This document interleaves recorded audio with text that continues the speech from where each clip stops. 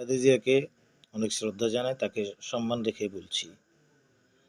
বেগম খালেদা জিয়া অসুস্থ, এখন ইউতে আছে। ৮২ বছর বয়সে তার এই অবস্থা হওয়ার কথা। তাকে ৩টা সিটে নমিনেশন দেওয়ার পরিকল্পনা করে রেখেছে, মনোনয়ন ঘোষণা করে রেখেছে। তারেক জিয়াকে একটা সিটে দেবে। তা আসলে ওনার এই বয়সে ওনাকে রাজনৈতিক পদের দায়িত্বে রাখা উচিত ছিল না।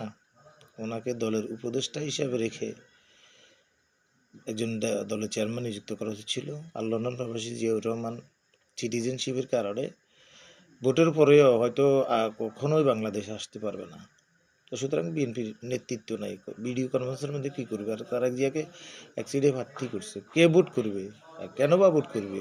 সে তো বাংলাদেশের নাগরিক না, সে ভোটার নাই, নাগরিকত্ব নাই, কিচ্ছু নেই, কখনো বাংলাদেশে আসতে পারবে না। এই দলটা গণ অধিকৃত দেউলিয়া দলে পরিণত হয়েছে। সত্যকে গোপন করে মানুষের সামনে অনেক কিছু উপস্থাপন করতেছে। এই গণ দেউলিয়াত্বা থেকে তাদেরকে উদ্ধার হয়ে বেরিয়ে আসা উচিত। এদেরকে কেন ভোট দিবি? এসব ফজা পাগলা মবা পাগলা হাব্বা লাব্বা সাল্লা মাল্লা আলটু ফালটু গয়েশ্বর আব্বাস মির্জা রেজাকারের ফলা কিচ্ছু নাই। এদেরকে ভোট দেওয়ার পরে কামড়াই করে মরবে। এরা কয় সিট পাবে? জনগণ এদেরকে কেনই বা ভোট দিতে? এদের দলের উপর কোনো নিয়ন্ত্রণ নাই।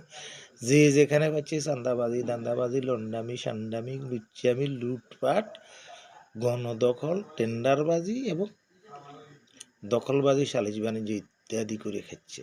তো আগেই দেখা যাচ্ছে এরা কি জিনিস, ভিতরে অনেক কিছু আছে, সব কিছু তো দেখাই গেছে কি আছে। আর কাপড় খোলার পরে আর দেখার বাকি কী থাকে। তো ওদের এই চরিত্র তো ওপেন হয়ে গেছে জনগণের সামনে। ওদের ভবিষ্যৎ কোনো নেতৃত্ব নেই, পাওয়ার নেই, কিচ্ছু নেই, কেউ কাউকে মানবে না। বাংলাদেশকে এরকম একটা চরম অরাজক পরিস্থিতির দিকে ঠেলে দেওয়া উচিত হবে না এদেরকে ভোট দিয়ে।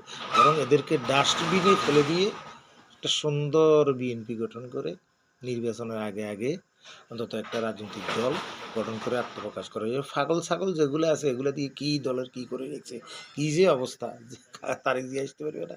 খালেদা জিয়া হাসপাতালে, আল্লাহ তাকে হাতদারাজ করুক।